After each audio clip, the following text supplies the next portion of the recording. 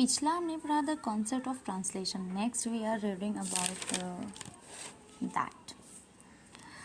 This is a transductology मतलब translation. Transductology okay is the study of the theory and practice of translating and interpreting, especially in an academical context.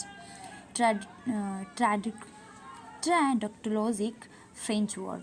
जो traductology है ये एक French word है. Translation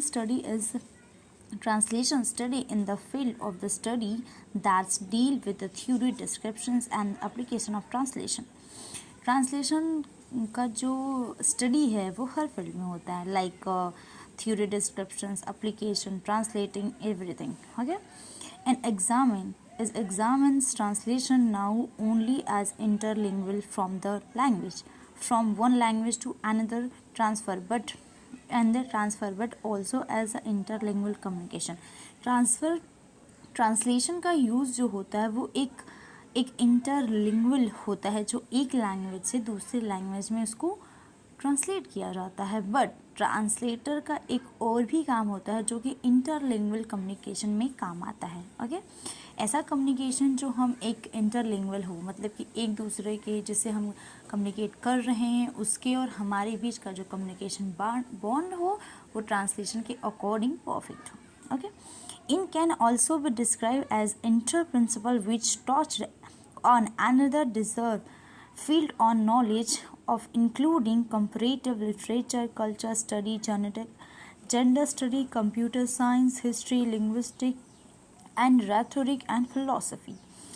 इस जो translation है उसको हम और भी चीज़ों में डिस्क्राइब कर सकते हैं, जैसे कि नॉलेज के लिए कंपैरेटिव लिटरेचर, कल्चर स्टडीज़ के लिए, जेंडर स्टडीज़ के लिए, computer science, history, linguistic, philosophy, हर चीज़ में हम ट्रांसलेशन का यूज़ कर सकते हैं एकदम परफेक्टली.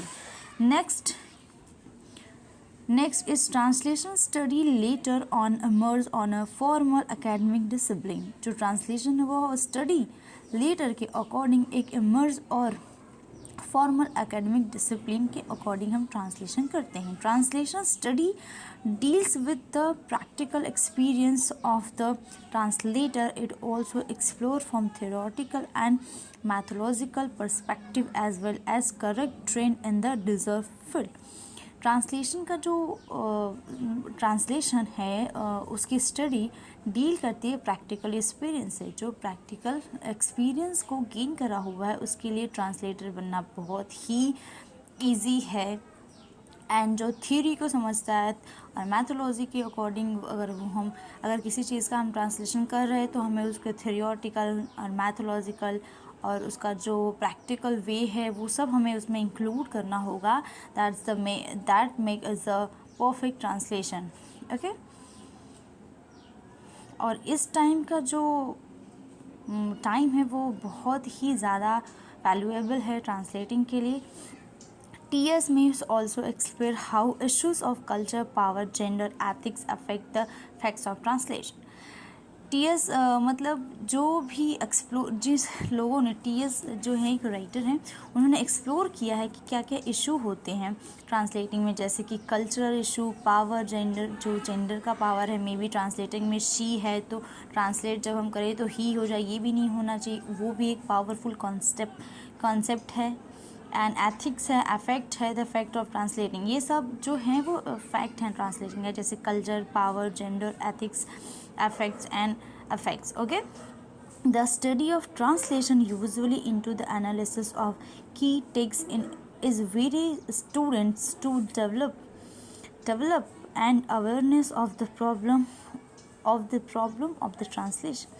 जो ट्रांसलेशन का स्टडी होता है वो बहुत ही ज़्यादा एनालाइजिंग होता है, उसको बहुत अच्छे से एनालाइज करके हर स्टूडेंट के अंदर डेवलप करना होता है. उसमें कुछ अवेयरनेस भी होती है जिसके अकॉर्डिंग हमें उसे चेंज करना चाहिए. जो भी ट्रांसलेशन में प्रॉब्लम हो उसका जो मतलब ट्रांसलेशन की जो अवेयरनेस हो उसको ख़त्म करे, प्रैक्टिकली सोचे, कल्चरली सोचे, मैथोलॉजिकली सोचे, सब कुछ उसमें इंक्लूड होना चाहिए. It also develop the research skill and ability to develop strategies from meaning of complex linguistic and cultural translation.